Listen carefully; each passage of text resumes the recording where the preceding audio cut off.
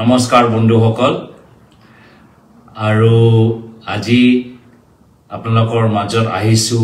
এই Facebook live যোগেদি মই আমাৰ কিছু বন্ধুসকলক জনাই থৈছিলো যে আজি ৰাতি 9:30 বজাত মই ফেসবুক লাইভত আহিম আৰু কিছুমান বন্ধুসকলক ইতিমধ্যে ইয়া দেখা পাইছো আৰু সবে হেল্ল আৰু নমস্কাৰ জনাই আছে মই সবকে মোৰ ফলো পাও হেল্ল হাই আৰু নমস্কাৰ জনাইছো আৰু কিছুমান এতিয়াৰ পৰা স্বাগতম জনাইছে জোৰহাট লৈ পাপু পিংকু আৰিফ সবে নমস্কাৰ জনাইছে ইনামলে কংগ্ৰেচুলেশনস শুভেচ্ছা জ্ঞাপন কৰিছে তো বন্ধুসকল সকলে জানে যে ইতিমধ্যে কংগ্ৰেছ দলে মোৰ প্ৰাৰ্থিত্ব প্ৰদান কৰিছে মোক প্ৰাৰ্থিত্ব প্ৰদান কৰিছে আৰু মই যথেষ্ট সুখী আৰু গৌৰৱ অনুভৱ কৰিছো যে জোৰহাট লোকসভাৰ সমষ্টিত এইবাৰ মই কংগ্ৰেছ দলৰ প্ৰতিদ্বন্দ্বিতা কৰিবলৈ সুযোগ পাইছো আৰু এই ক্ষেত্ৰত মই প্ৰথমে নিজৰ দলৰ নেতৃত্বক ধন্যবাদ জ্ঞাপন কৰিবলৈ বিচাৰিছো কৃতজ্ঞতা জ্ঞাপন কৰিবলৈ বিচাৰিছো আজি তেওঁলোকে মোৰ ওপৰত এটা গধুৰ দায়িত্ব দিছে জোৰহাটত আজি সকলোৱে আমাৰ চকু এতিয়া জোৰহাটৰ ফালে পৰিছে আৰু এই জোৰহাট লোকসভা সমষ্টিত ঐতিহাসিক জোৰহাট লোকসভা সমষ্টিত মোক আগবঢ়াব লৈ যাবলৈ ক্ষেত্ৰত যি বিশ্বাস মোৰ ওপৰত কৰিছে মই তাৰ বাবে দলৰ নেতৃত্ব আমাৰ খাৰ্গে ডাঙৰীয়া কংগ্ৰেছ দলৰ সভাপতি আমাৰ কংগ্ৰেছ পাৰ্লামেন্টাৰী পাৰ্টি সভানেত্ৰী সোনিয়া গান্ধী ডাঙৰীয়ানী আমাৰ প্ৰদেশ কংগ্ৰেছৰ সাধাৰণ সম্পাদক কেসি বেণুগোপাল ডাঙৰীয়া লগতে অসমৰ আমাৰ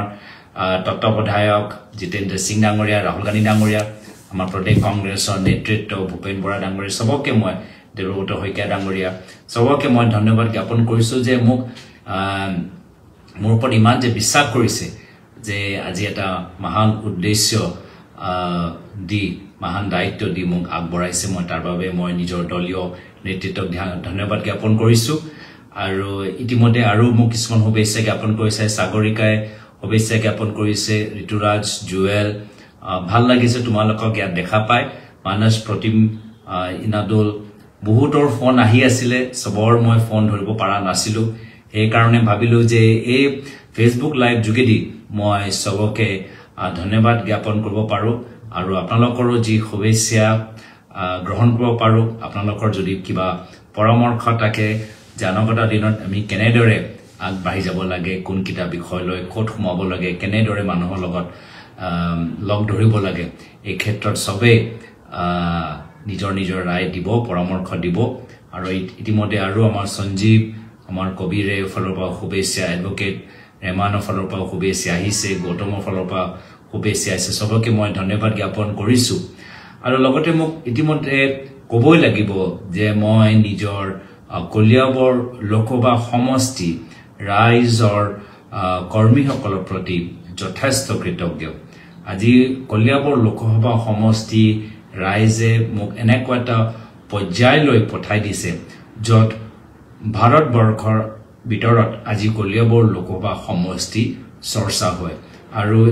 এই যে পৰিবেশ আমি আজি তাৰিখত দেখা পাইছো ইয়াৰ গুটে মই ভাবো আমাৰ মূল যে আমাৰ যাৰ কাৰণত আমি এই পৰ্যায়লৈ পাইছো হেয়া হৈছে আমাৰ কলিয়াবৰ লোকসভা সমষ্টি ৰাইজৰ কাৰণে তেওঁলোকে যি বিশ্বাস মোৰ আৰু মোৰ পূৰ্বে মোৰ খুৰা আৰু মোৰ পিতৃ প্ৰয়াত মুখ্যমন্ত্ৰী তৰুণ গগৈদেৱৰ ওপৰত যে বিশ্বাস আছিল তাৰ বাবে আজি এনেকুৱা এটা পৰ্যায়লৈ পাইছো যে আজি সকলোৱে আজি আমাৰ এই সমষ্টিৰ বাবে চৰ্চা কৰি আছে আৰু মই তাৰ বাবে কলিয়াবৰ লোকসভা সমষ্টিৰ ৰাইজক যথেষ্ট ধন্যবাদ জ্ঞাপন কৰিছো দুখিত যে আজি আমাৰ কলিয়াবৰ লোকসভা সমষ্টিৰ আগৰ দৰে নাই যি আমাৰ 10টা বিধানসভা সমষ্টি আছিল একদম দেৰগাঁও আৰম্ভ কৰি খুমটাই গোলাঘাট সৰুপথাৰ বুকাহাট কলিয়াবৰ সামগুৰি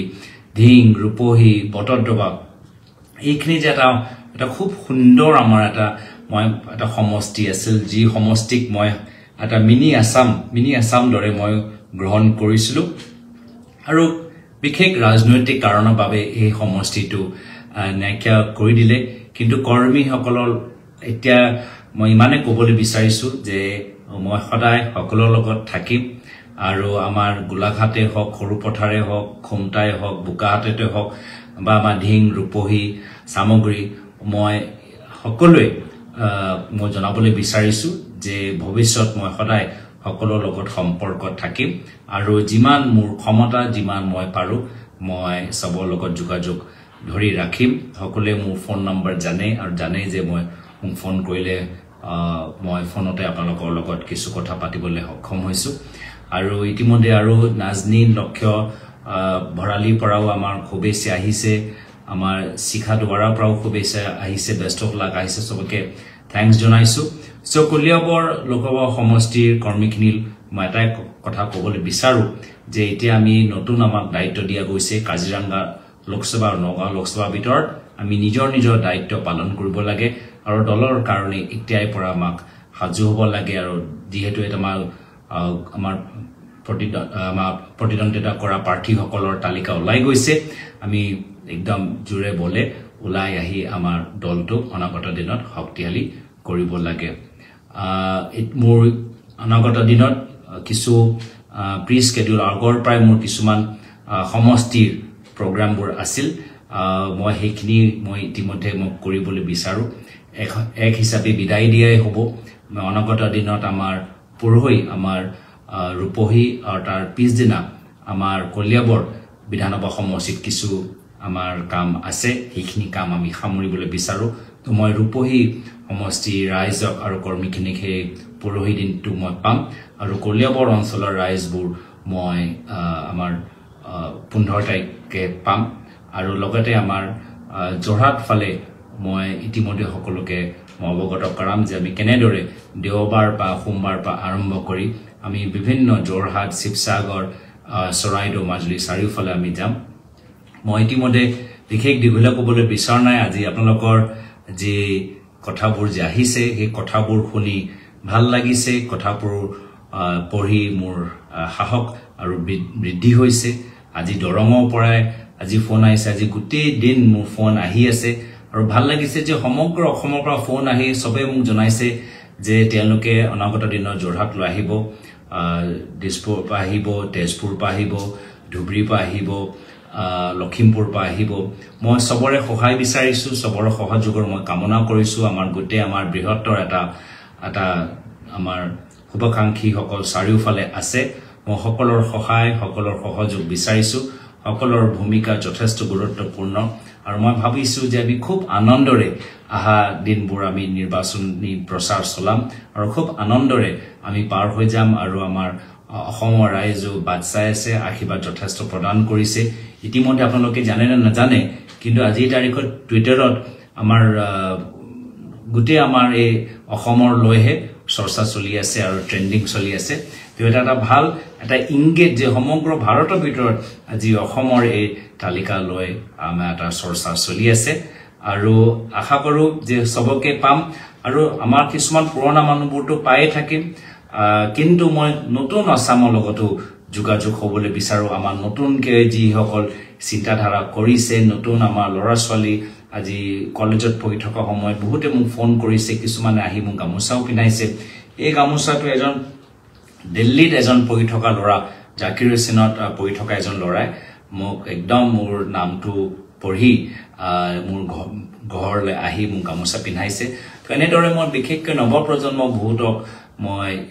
ভালদৰে চিনাকি হ'বলৈ বিচাৰো নৱপ্ৰজন্মই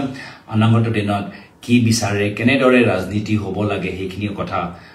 মই জানিবলৈ বিচাৰিছো ইতিমধ্যে আমাৰ আৰু মানুহবোৰ যোগদান কৰি আছে স্মৃতি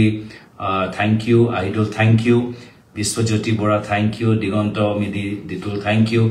মই আশা কৰো যে যি সকলে আজি শুভেচ্ছা জ্ঞাপন কৰিছে সবে যে অনাগত দিনত মই জৰহাট শিৱসাগৰ মাজুলীত বা যেতিয়া মই বিভিন্ন অন্য জিলা লৈ যাম বা অন্য লোকসভা সমষ্টি লৈ যাম তেতিয়া আপোনালোকক মই দেখা পাম তো মই বেছি আৰু দীঘলীয়া ক'বলৈ বিচাৰ নাই সবকে আজি ইয়াত আহিলে মূল্যৱান সময় দিছে আশীৰ্বাদ প্ৰদান কৰিছে মৰম স্নেহ আগবঢ়াইছে মই তাৰ বাবে সবকে ধন্যবাদ জ্ঞাপন কৰিছো আৰু এই যোৰহাট সকলোৱে জানে যে আমাৰ ঘৰ যোৰহাট আৰু এই যোৰহাট জিলা ভিতৰত মোৰ পিতৃ প্ৰায়ত তৰুণ গগৈদেৱ তিতাবৰ সমষ্টিৰ পৰাই এজন বিধায়ক হয় অসমৰ মুখ্যমন্ত্ৰী হৈছিল এবাৰ নহয় তিনিবাৰকৈ মুখ্যমন্ত্ৰী হ'বলৈ সক্ষম হৈছে আজি তেখেতৰ আদৰ্শ পালন কৰি তেওঁ যিদৰে নিষ্ঠাৰে কংগ্ৰেছ দলটোক আগুৱাই লৈ গ'ল যিদৰে মৰম আৰু স্নেহেৰে মানুহৰ মাজত থাকিল এই একে ৰাস্তাত মই আগবাই যাবলৈ বিচাৰো মই আশা কৰো যে পূৰ্বতে যিদৰে আমাৰ যোৰহাট বাখী ৰাইজৰ শিৱসাগৰ বাখী ৰাইজ চৰাইদেউ বাখী ৰাইজে যিদৰে মৰম স্নেহ আগবঢ়াইছিল প্ৰায়ত মুখ্যমন্ত্ৰী তৰুণ গগৈদেৱলৈ একেৰাহে মোক সেই পৰামৰ্শ দিব আৰু এই যোৰহাট এটা সময়ত আমাৰ প্ৰায়ত কেন্দ্ৰীয় মন্ত্ৰী প্ৰায়ত বিজয় কৃষ্ণ সন্দিকদেৱ তেওঁ সাংসদ আছিল আৰু তেখেতৰ যথেষ্ট এটা অৰিহণা যোৰহাট জিলাত আছে শিৱসাগৰ জিলাত আছে কোনোৱে প্ৰায়ত বিজয় কৃষ্ণ সন্দিক ডাঙৰীয়াক পাহৰিব নোৱাৰে আৰু ইয়াত আমাৰ প্ৰায়ত মুখ্যমন্ত্ৰী হিতেশ্বৰ শইকীয়াদেৱ তেখেতৰো আমাৰ উজনি অসমৰ ফালে যথেষ্ট আমাক এটা বেয়া সময়ত আমাৰ দলটোক ধৰি ৰাখিছিল তো সেইকাৰণে সবৰে আজি এই মহান ৰণত নামি আহি মই আশাবাদী যে আমাৰ খুব সুন্দৰ এটা পৰিৱেশ পাম আৰু মই খুব আশাবাদী যে যোৰহাটত বহুত দিনৰ পৰা মোৰ প্ৰতিদ্বন্দ্বিতা কৰা এটা হেপা আছিলে আজি এবাৰ এই হেপাটো পূৰণ হ'ব চাৰিওফালে মানুহবোৰ ওলাই আহিব আৰু মই সবৰ লগত লগ পাই ভাল পাম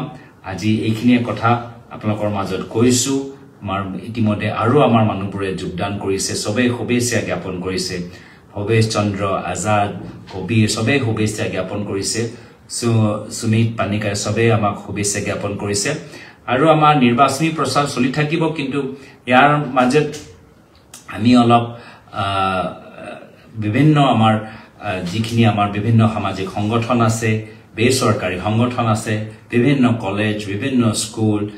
বিভিন্ন আমাৰ শিক্ষকসকল সামাজিক সংগঠনসকল খেতিয়কসকল মই সবৰ লগত আশা কৰো যে আমি চিনাকি হম আৰু অসমৰ ক্ষেত্ৰত অসমৰ ভৱিষ্যতৰ ক্ষেত্ৰত আমি কিছু গুৰুত্বপূৰ্ণ কথা আলোচনা কৰিবলৈ আমি এটা সুবিধা পাম যিসকল আমাৰ ভাল খেলুৱৈসকল আছে স্পৰ্টছৰ ক্ষেত্ৰত তো মই আশা কৰো যে গোটেই এই যে যাত্ৰা সময়ত সবৰ লগত আহি এটা নতুন সম্পৰ্ক অসমৰ মানুহৰ লগত এটা নতুন সম্পৰ্ক সৃষ্টি হ'ব আৰু এটা মিলিয়ে থ্যাঙ্কস দিছে নিশাই থ্যাঙ্কস দিছে আৰু যোৰহাট শিৱসাগৰ আমাৰ বহুত আমাৰ থলুৱা বস্তু খাবলৈ পাম সেইখিনিও মই পাবলৈ ইচ্ছুক বহুত আমাৰ পুৰণা মানুহবোৰ পাম যিসকলে মোৰ পিতৃৰ লগত কাম কৰিছে তেওঁলোকৰো আশীৰ্বাদ ল'বলৈ মই ইচ্ছুক থ্যাংক ইউ জয় আৰু বহুত আমাৰ অঞ্চলবোৰত যি অঞ্চলৰ কথা আজি তাৰিখত টিভিত নোলায় বা ইউটিউবত নোলায় সেই অঞ্চলবোৰত আজি তাৰিখত মানুহৰ কি অৱস্থা কি আশা এইখিনিও জানিবলৈ আমি চেষ্টা চলাম এটা নতুন ধৰণৰ এটা নিৰ্বাচনী প্ৰচাৰ হয় সদায় যে আমি গালি পাৰি থাকোঁ নিৰ্বাচনৰ সময়ত সিজনকে মানে আমাৰ কথাবোৰো এটা যে আমাৰ মৰ্যাদা থাকিব লাগে আমি কেতিয়াবা নিৰ্বাচনৰ সময় নিজৰ কথাৰ মৰ্যাদা আৰু কথাৰ গুৰুত্ববোৰ আমি পাহৰি যাম আৰু অলপ বুকা চেতিয়াবলৈ আমি চেষ্টা কৰোঁ মই আশা কৰোঁ যে এনে ধৰণৰ ভুল মোৰ ফালৰ পৰা নহ'ব আৰু যদি হয় আপোনালোকে মোক শুদ্ধ কৰিবলৈ পৰামৰ্শ দিব আৰু নিৰ্দেশ দিব যিহেতু মই যোৰহাটবাসী ৰাইজৰ এজন আদৰ্শ প্ৰতিনিধি হ'বলৈ বিচাৰিছো যোৰহাটবাসী ৰাইজৰ এজন আদৰ্শ সাংসদ হ'বলৈ বিচাৰিছো আৰু অসমৰ ৰাইজে যিমান আশা আৰু মৰম স্নেহ আগবঢ়াইছে সেই আশা মৰমৰ প্ৰতি সদায় দায়বদ্ধ থাকিবলৈ বিচাৰো সো মই ইয়াতে নিজৰ সমূহ ফেচবুক লাইভ হেক কৰিবলৈ বিচাৰিছো আৰু আশা কৰোঁ যে পুনৰ আপোনালোকক মই ফিল্ডত ৰণত দেখা পাম যোৰহাট আমি আহি আছো যোৰহাট আমি জিকিম